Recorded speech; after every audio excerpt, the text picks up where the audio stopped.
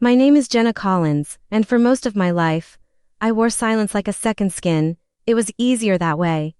I learned early that keeping the peace was the safest way to survive in a family like mine.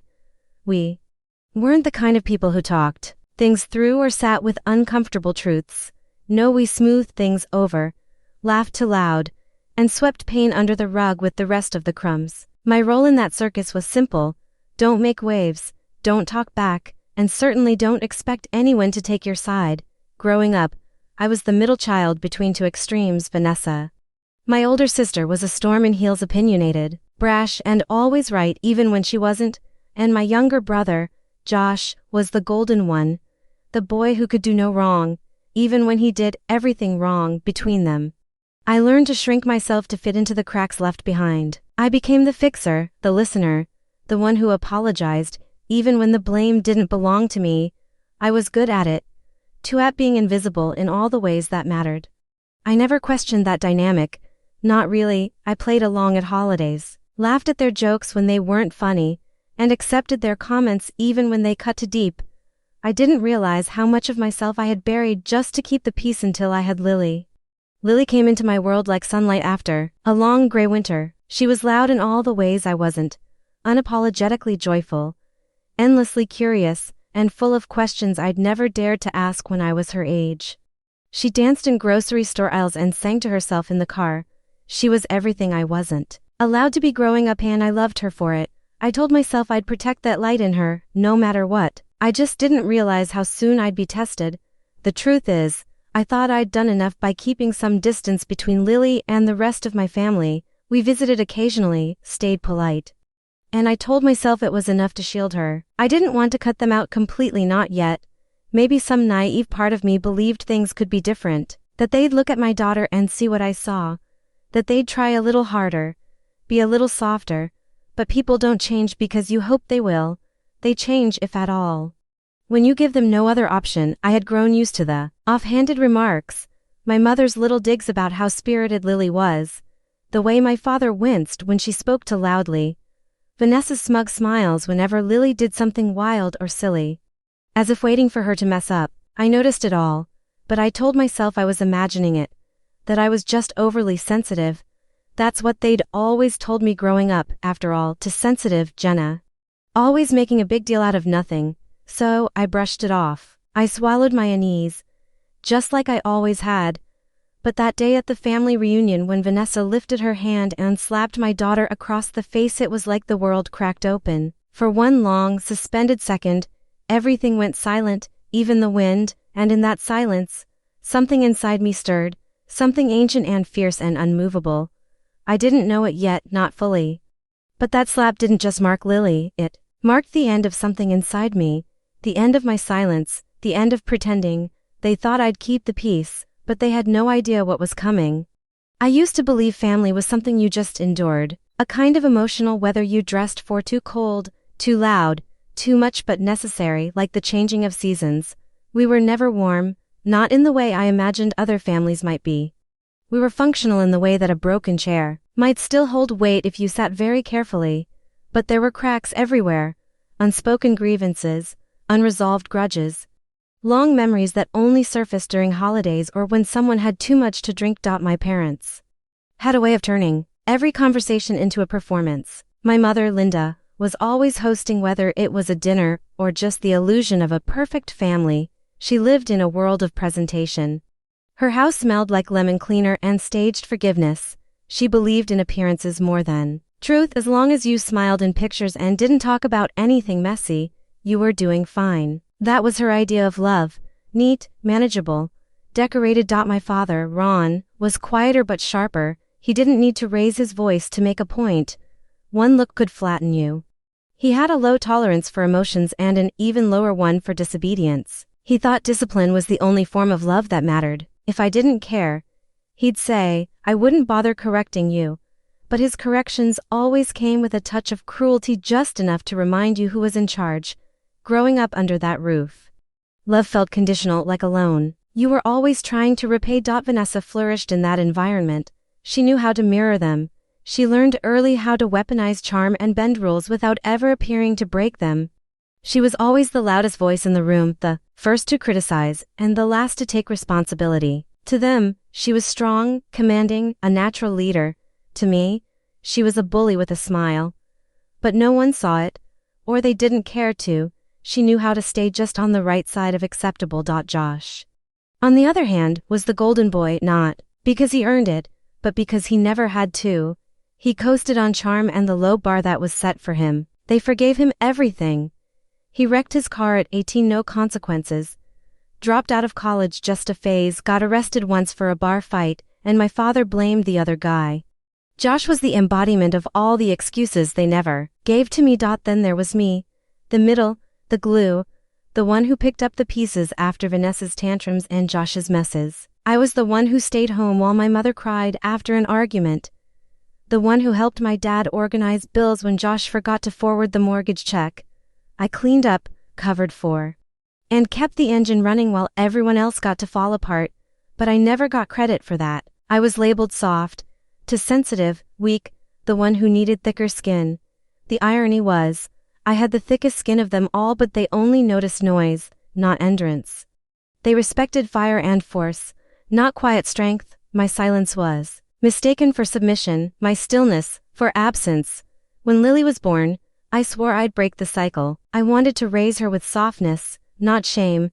I wanted her to speak without fear, to laugh without apology, and for a while, I thought I could hold the line, but the truth is, I still brought her into their orbit. I still showed up, I still tried. I thought if I was patient enough, they might finally see me, not the version of me they decided on years ago, but the real me, the mother I had become, the woman I'd grown into. But some people refuse to see beyond the role they assigned you, and some roles, especially in families, are built like cages. I didn't realize how tight that cage had become until I saw Lily flinch at her aunt's raised hand, until I heard my father laugh. That was the sound of something shattering inside me. It was one of those summer afternoons that seemed tailor-made for pretending everything was fine. The sun was generous, the backyard green and wide, the grill spitting smoke and laughter as my father held court near the cooler. My mother had her wine glass already half full, and Vanessa was in her element, pacing like a host, though it wasn't her home. Kids were everywhere, running between folding chairs, dipping in and out of the inflatable pool, their screams and giggles filling the air like music. Lily was wearing her favorite shorts, the ones with the unicorn patch on the back pocket. She'd been running around with her cousins for the better part of an hour, her cheeks flushed and glowing. She was louder than usual, her laugh cutting through the barbecue smoke and beer-fueled banter like a bell. I remember thinking she looked free, unbothered, joyful in the way children are when they forget the world is watching. I stood near the food table, refilling the plastic bowl of potato chips, chatting lightly with my cousin's wife about daycare, waitlists. When it happened, it was so fast I didn't even see the build-up. No sharp words, no warning glance, just a blur of movement and then a sound that didn't belong, a sharp crack, like the snap of a wet towel. Everything stopped. Lily froze mid-laugh, her head turned slightly to the side. The slap had come from Vanessa's hand, clean, unhesitating, across my daughter's face. Lily's eyes went wide, not just from the sting but from the betrayal. You could see her trying to process it, to make sense of it, as if maybe she'd done something truly awful to deserve it. But she hadn't. She had only laughed too loudly. I couldn't move at first. For one terrible moment, I was back in my childhood body, small and stunned and unsure if I was allowed to react. It was like time rewound itself.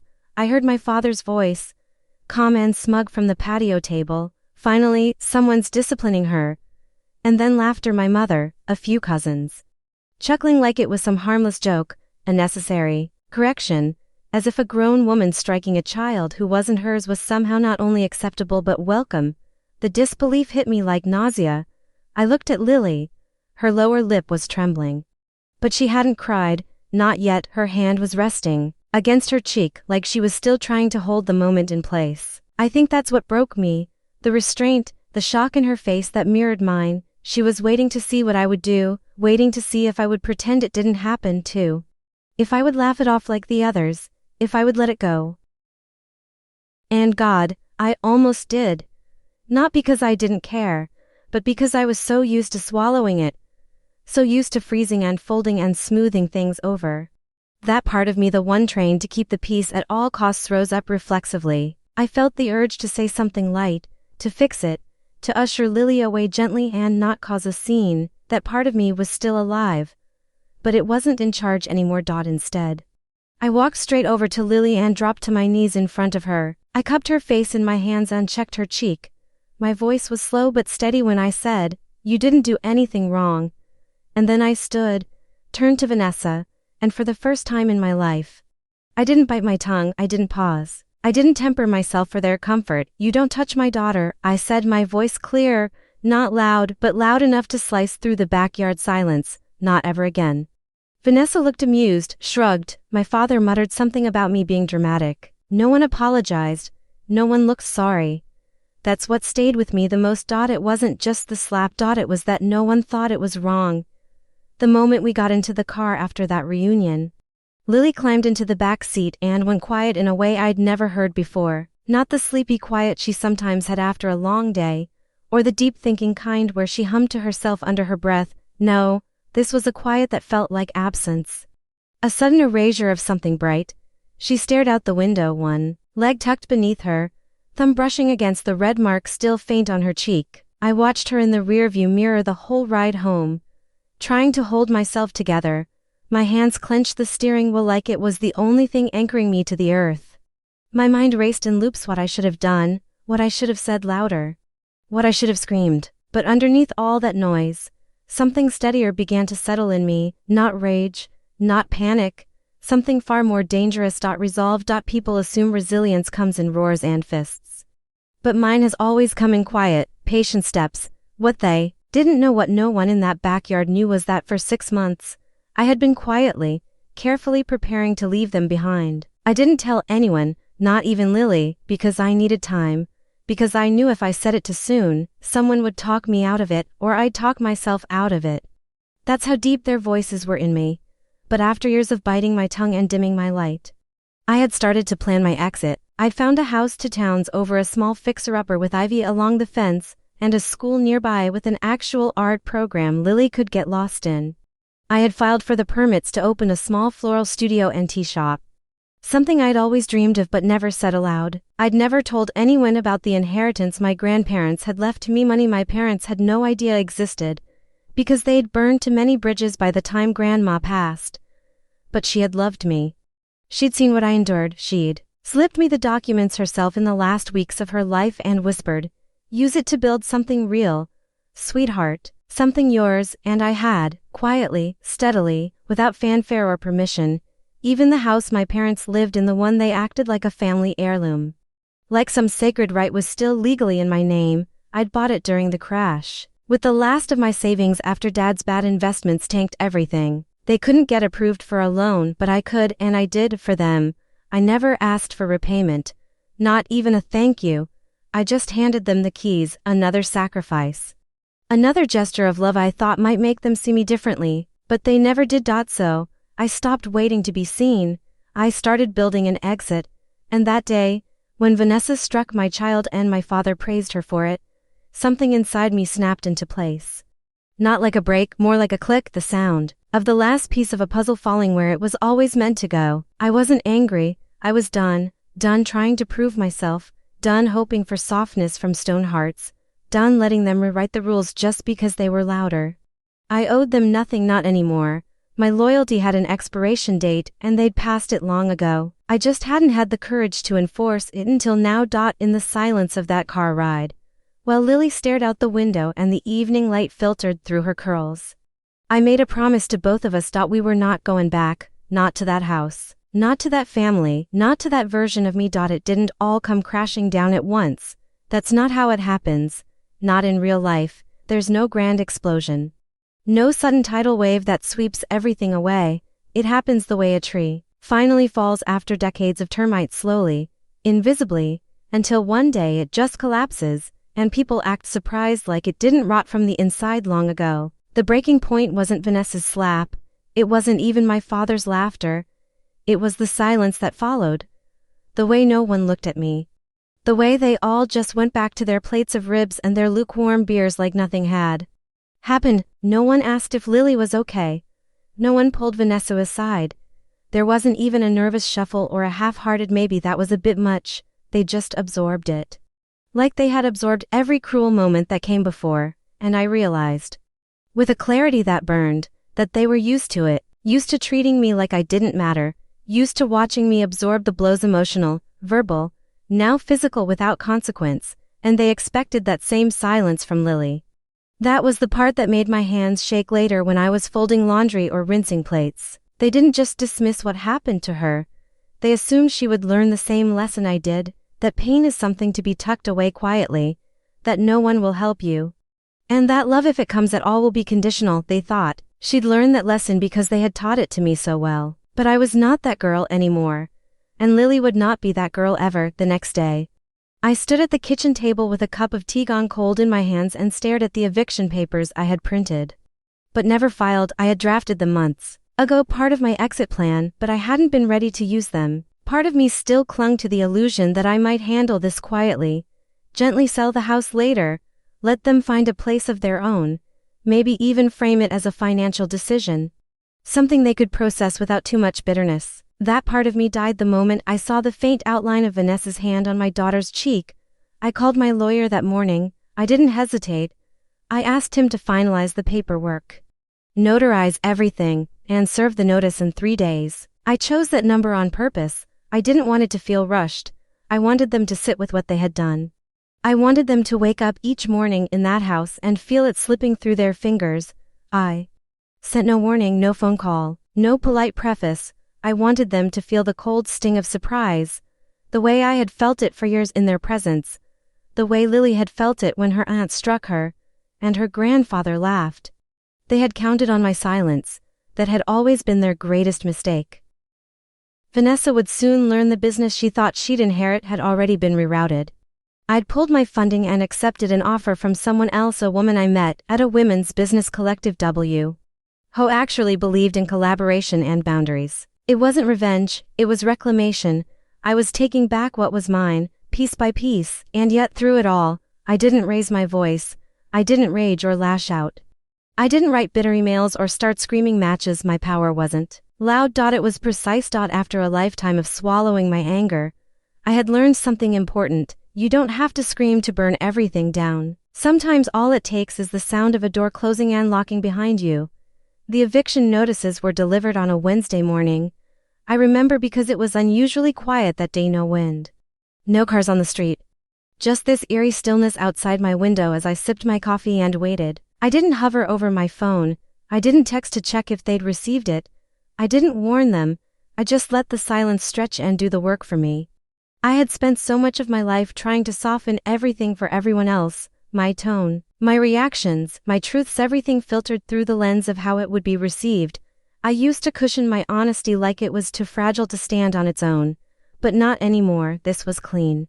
Factual. A legal document stating in plain language that they had 30 days to vacate the property. My property. It was almost poetic, in a way. That the house they had turned into a shrine to their own egos had never really been theirs. They'd acted like they built it with their bare hands, like it was their right. But when the bottom dropped out during the crash, and their credit tanked and the bank turned them away, I was the one who stepped in, quietly, like always. I took out a loan, negotiated with the realtors, signed the papers. I gave them the keys, with shaking hands, hoping it would be enough for them to finally see me. But it never mattered. They treated that house like a throne room and me like a servant. I was the one who fixed the plumbing, the one who paid the property taxes the year they forgot, the one who handled the insurance when my father left the stove on and nearly burned the kitchen down. They'd never called at my house, not once, until that notice hit their mailbox, and suddenly the truth was impossible to ignore. Vanessa was the first to respond. She texted me one word, really, not even a question mark. Just that one word, bloated with entitlement, as if this was some betrayal, some breaking of an unspoken agreement I had never signed. As if slapping my daughter had been her right, but reclaiming my own property was somehow crossing a line. I didn't reply. The calls started later that afternoon. First my mother, her voice quivering with just enough hurt to sound like the victim. "You're really going to do this to your own parents after everything we've done for you?" And I almost laughed, because what exactly had they done for me? They had taken my time, my money, my energy, and twisted my loyalty into something I was supposed to be ashamed of not extending forever. I told her plainly, "You hit the wrong nerve," and then I hung up. I didn't yell, I didn't explain, I didn't beg to be understood. There comes a moment when you stop auditioning for your own family, when you stop trying to justify why you deserve respect. That moment, for me, had come and gone. I had nothing left to explain. I notified my lawyer to prepare for possible pushback. I knew them well enough to know they'd drag their feet, maybe call in favors, maybe try to stall, but the law was clear, and this time, I was not budging. The business fallout came next. Vanessa had been under the impression that she was next in line to manage the family run. Boutique funded almost entirely by my investment. She thought she was coasting into ownership, but the paperwork had already been filed weeks earlier to transfer the stake. I'd sold it to a quiet powerhouse of a woman named Ayana, who ran her own design firm and believed in fair wages, clear boundaries, and zero tolerance for toxic leadership. Vanessa sent me a string of texts I didn't even read. I deleted them without opening a single one. I wasn't seeking revenge. I wasn't trying to teach them a lesson. I was simply done being a silent witness to my own erasure. I was done watching my daughter shrink in their presence. And finally, I was done giving them anything that looked like power. The business had been my grandfather's pride. A small but thriving boutique nestled in the corner of a downtown strip that never lost its charm. He'd opened it in the early 70s, handcrafted homewares, curated local art. A place where people could find something a little different, a little warmer. He ran it with grace, treating employees like family and customers like friends. When he passed, the place began to shift. Vanessa took over the face of it. But it was me, quiet, careful me, who kept it afloat. I was the one who invested the seed money for the renovation. I was the one who managed the online store, worked with vendors, paid the back taxes no one noticed piling up. Vanessa showed up for photo ops, pretended to be visionary, and took credit for everything that felt successful. She played the role of heir like it had been scripted for her, and I let her because at the time, I thought it didn't matter who got the spotlight as long as the work was done, as long as the business survived. But after the reunion, after the slap, the laughter, the dismissal, I couldn't stomach the thought of funding her anymore. I couldn't stand the idea of my money, my effort, my late nights and spreadsheets, going towards something that would pad her ego and keep her floating above the consequences of who she really was. So I pulled out. It wasn't vindictive, it was surgical. I'd been preparing for it quietly, moving funds, gathering paperwork, analyzing offers. I met Ayana during a networking event I almost didn't attend. She was calm and confident, with a softness that didn't dilute her authority. She spoke about ethical business with the kind of passion I hadn't heard in years. When I told her I was looking for a transition partner, someone who wouldn't just take the reins, but elevate what the business had been meant to be, her eyes lit up. She didn't want to change the soul of it, she wanted to nourish it. We signed the agreement in a quiet cafe on a Tuesday morning. No big announcement, no public statement, just a signature and a handshake, and with that, the business my family had taken for granted, assumed would always belong to them, was no longer theirs. It belonged to someone who respected the heart of it, someone who had no interest in power games or family politics, someone who would treat every employee like a human being. I didn't call Vanessa. I didn't owe her that. The moment she struck Lily, she forfeited any expectation of explanation, but I did take a moment to sit with the weight of it, not out of guilt but out of release. I had funded that business because I wanted to preserve something of my grandfather's kindness, something of his legacy, but I realized his legacy wasn't in the walls or the logo, it was in the way he treated people, and that legacy deserved better than what Vanessa had become. When the news reached her, she sent a scathing email, long paragraphs of venom dressed up as disbelief. She accused me of betrayal, of being ungrateful, of ruining what was rightfully hers. I read the first 3 lines, then closed the laptop. You can't reason with someone who's only ever known privilege as a birthright. I wasn't playing in her world anymore. I was done pretending I had to earn my place while she trampled over everyone in her path. I wasn't her audience, or her investor, or her shadow. I was just done. Taking back the business wasn't about money, it was about memory. It was about protecting what still had worth and letting go of everything that didn't. And for the first time in my life, my silence didn't feel like surrender. It felt like peace. The day we moved into the new house, Lily ran straight to the backyard and twirled like she'd landed in a dream. It wasn't big, nothing like the house we left behind, but it had a crooked apple tree and a little gate that creaked when you opened it. She called it magic. I didn't argue. The house was quiet. But not in the way I'd grown up with. It wasn't tense or tight with swallowed words. It was clean, open, and waiting. We unpacked slowly. No pressure to perform. No one watching to criticize how we lived. I let Lily choose her room, the one with the window seat and the view of the neighbor's cherry tree. She asked if she could paint it yellow. I said yes before she even finished the question. At night, after she fell asleep, I'd walk the halls and touch the walls. It sounds silly, maybe, but I needed to feel it, this new life we had stepped into.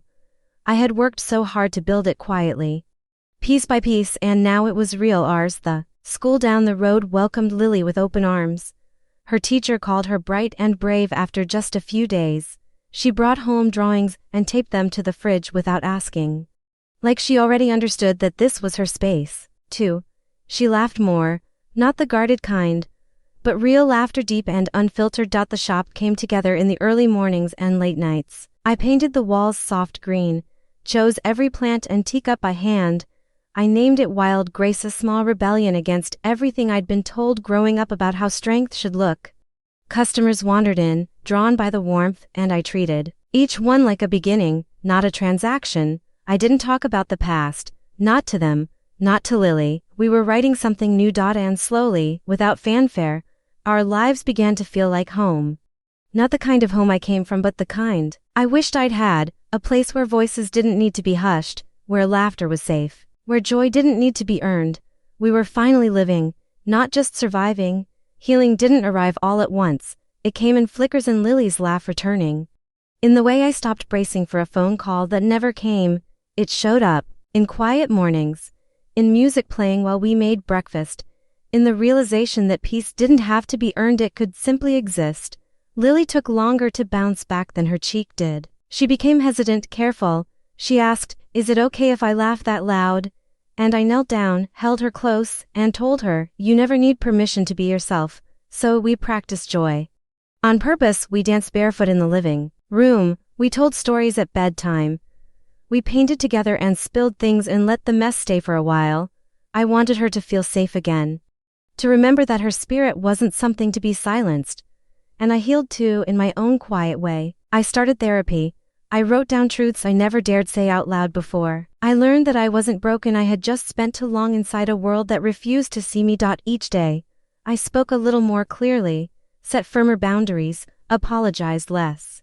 I let go of the need to be liked, needed, accepted by people who only knew how to take. Lily came home one afternoon beaming. She had spoken at school and her teacher said she had the biggest voice. I held onto those words like a lifeline. My daughter, once silenced, was now standing tall and speaking loudly. We were both growing, not away from who we were, but toward who we were meant to be.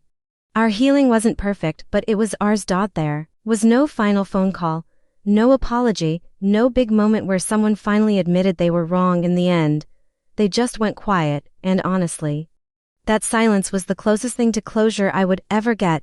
I didn't need their words anymore. I didn't need them to understand or approve. I had spent my whole life trying to earn their love by being small enough to make room for theirs. I was done shrinking. Our new life moved forward in soft, steady steps. The shop was growing. I knew my regulars by name. Lily's art covered the fridge, the hallway, her bedroom door. She laughed again loudly, freely. She danced barefoot across our floors without asking if it was okay. 1 year after we left, we baked a cake together, just us, lumpy frosting, too many sprinkles. We danced in the kitchen while it baked, music blaring, both of us messy and full of joy.